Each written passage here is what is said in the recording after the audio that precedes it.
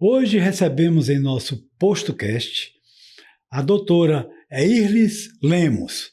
Ela deve ser valente, porque ela é daquela região jaguaribana, mas ela tem uma qualificação bem interessante.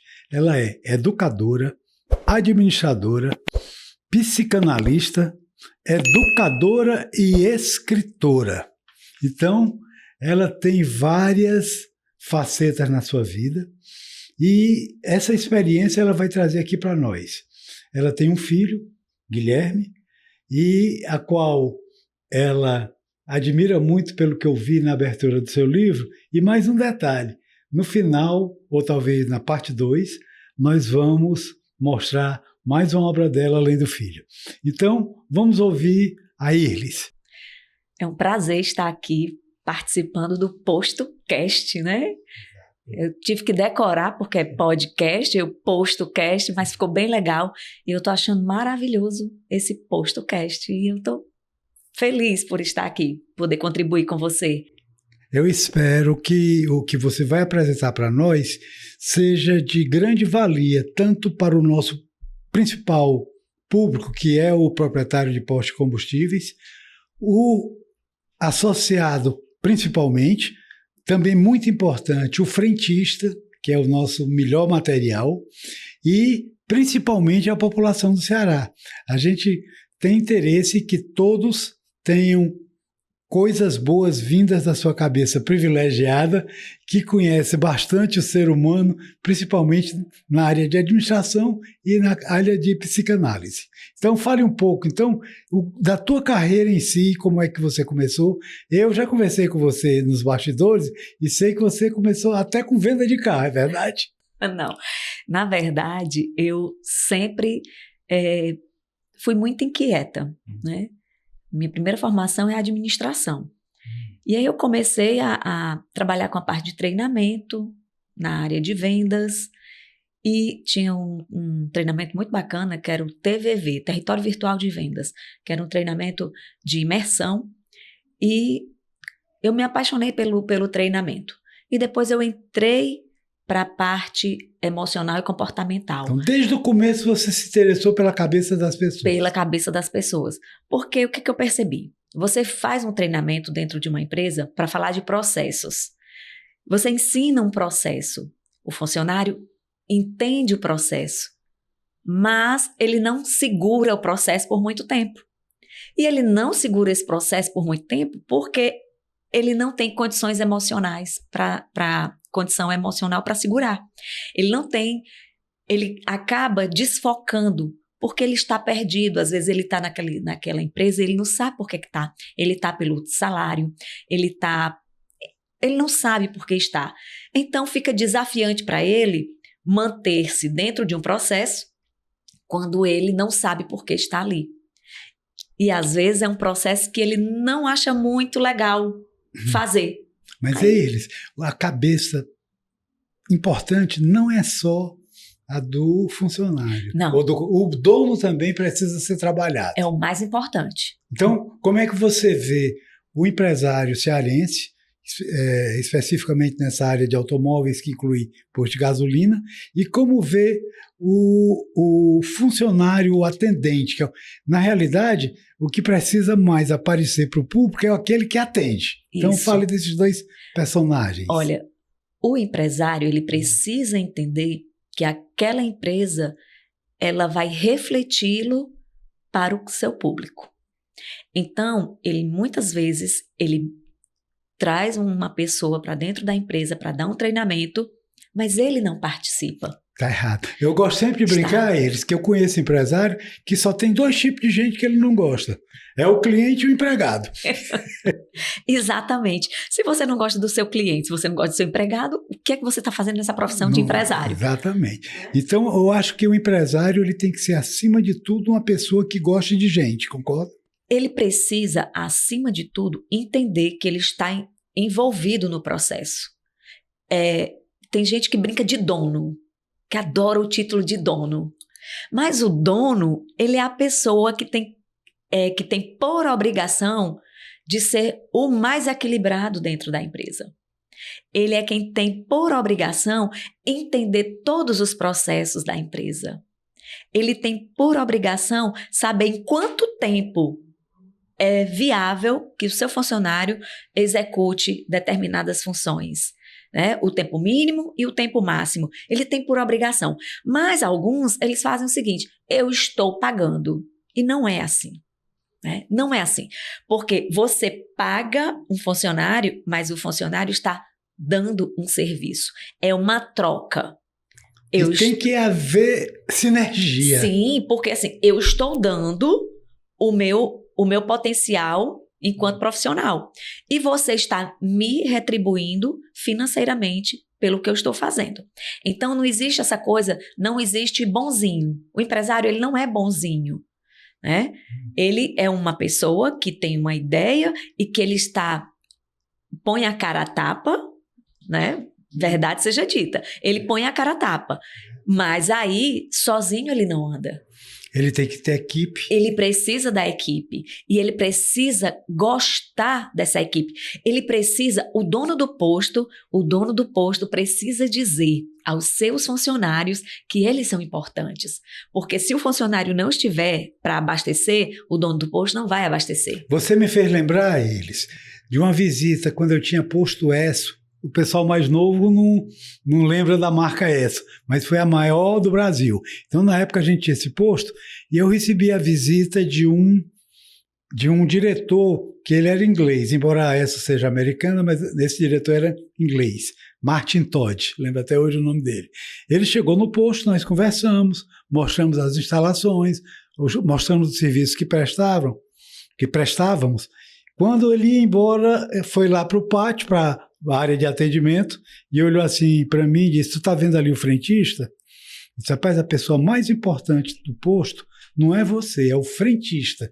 A ESSO, por exemplo, nesse momento, em todo o mundo, está atendendo, fazendo 6 milhões de atendimentos, sempre por um frentista. Então, dá em cima do que você está falando.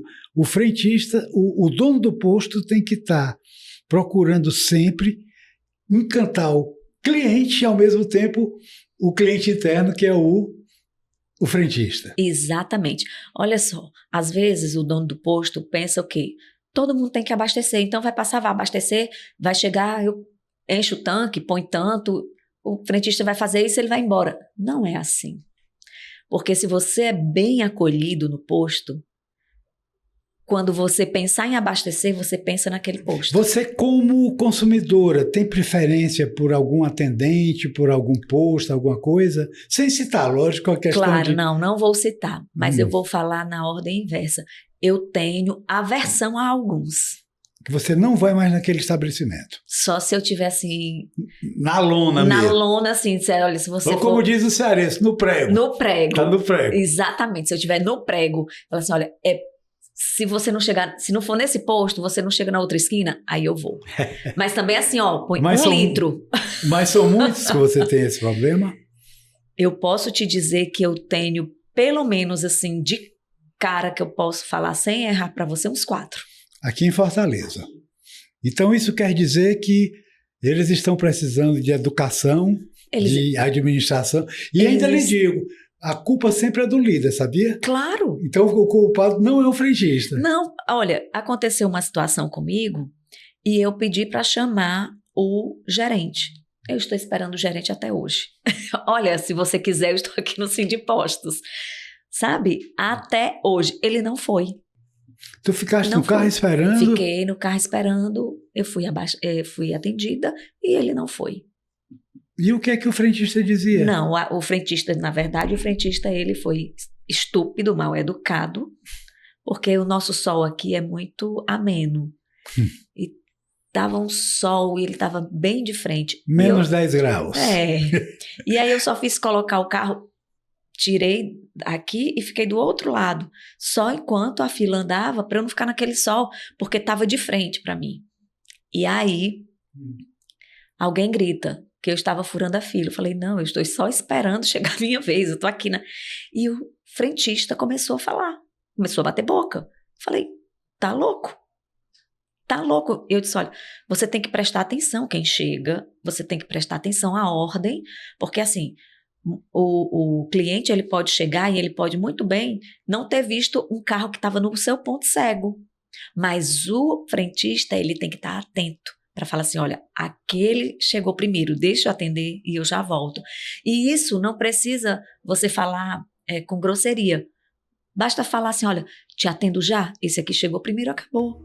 Né? O cliente só quer ser bem tratado. Só. Não quer mais nada do que isso. Vale mais até do que o preço que ele está pagando, do que como está o estabelecimento. O atendimento é primordial. Qualquer coisa. A gente está vendo aqui com a Irlis o quanto o consumidor sofre no abastecimento. E nós precisamos entender isso para transmitir para as diversas equipes que é necessária educação. Precisa de educação, precisa ter empatia.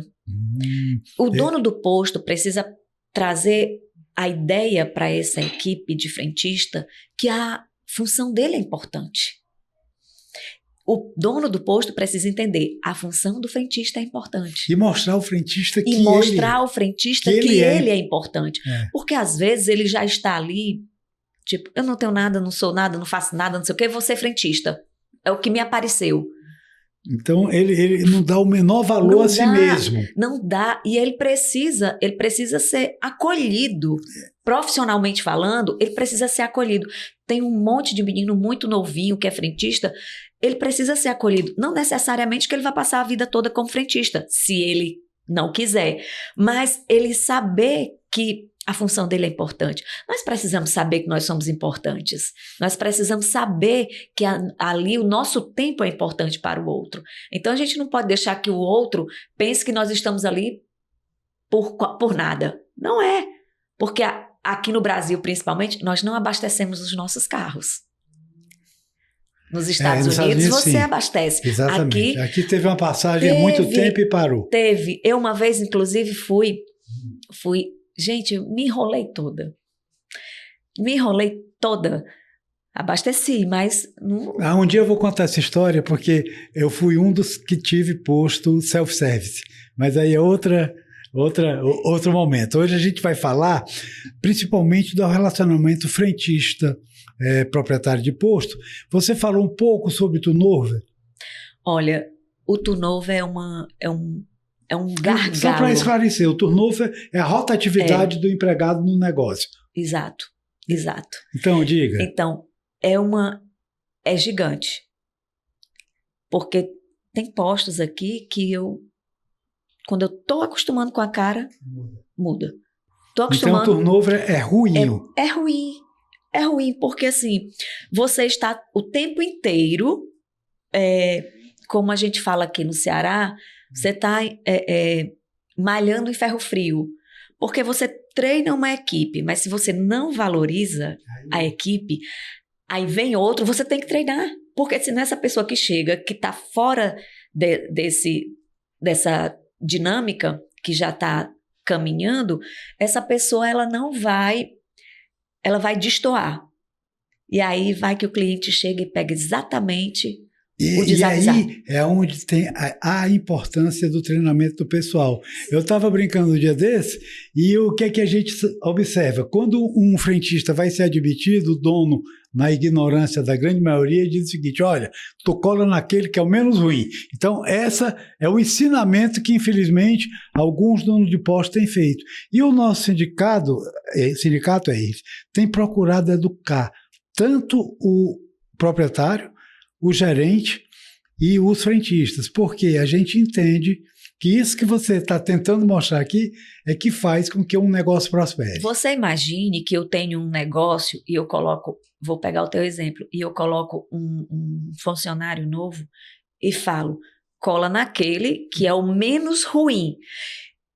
Que tipo de serviço eu estou prestando para o meu cliente? E para o próprio interno, aquele que diz que é o menos ruim, ele mesmo vai ficar chateado. Ela chama de menos ruim. Menos ruim?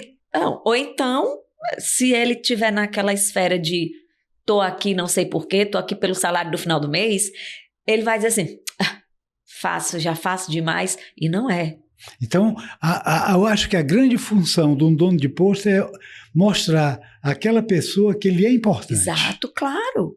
como que você vai estar com uma equipe que essa equipe não é importante? Então, temos que valorizar. Como o inglês falou, a pessoa mais importante do negócio É o é o frentista. frentista. É, Ele é a frentista. imagem da marca, é a imagem do posto e é a imagem até do dono. Exatamente. Olha, não tem coisa mais simpática do que você chegar no posto e a pessoa está sorrindo, tranquila, te oferece um cafezinho, um chazinho. Gente, isso é muito simpático. Às vezes você pode até não estar com tempo para um chá ou para um café, mas é simpático. Uma balinha é simpático. Eu uma vez encontrei com um motoqueiro e perguntei, rapaz, onde é que tu abastece? Porque eu tenho mania de ficar perguntando. Eu abasteço num posto, que tem uns postos alaranjados, que tem na entrada de Fortaleza, que serve um cafezinho pra gente. Então, o que foi o detalhe importante para ele? Um cafezinho, que não é nada. Exatamente. Então, a gente precisa entender que o relacionamento, ele se dá numa esfera muito simples. Nós complicamos, porque o atender bem é uma esfera simples. É uma esfera simples. O que acontece é que as pessoas ficam querendo inventar a roda. Não precisa. É simples, é a simpatia, é você entender, eu estou aqui, quem chegar aqui, às vezes a pessoa chega no posto, tá cansada, tá estressada, aí você É recebido com um sorriso. recebe com A um sorriso. minha mãe dizia que nada como um sorriso. Exatamente. Recebe com um sorriso e fala, aceita um café, aceita uma água. A pessoa fala assim, Você está bem? você está bem? Está tudo Está bem? desejando o quê? Oi, pessoal. O tempo passou, então nós vamos encerrar essa primeira parte da conversa com a Irlis. Então, como deixa, vou mostrar aqui uma outra faceta dela, que ela é escritora. Vamos começar na parte 2, ela falando um pouco sobre o seu livro, O Manual Deixado na Placenta. Então, muito obrigado, Irlis. Eu que e agradeço. até a próxima conversa. Até. Obrigada.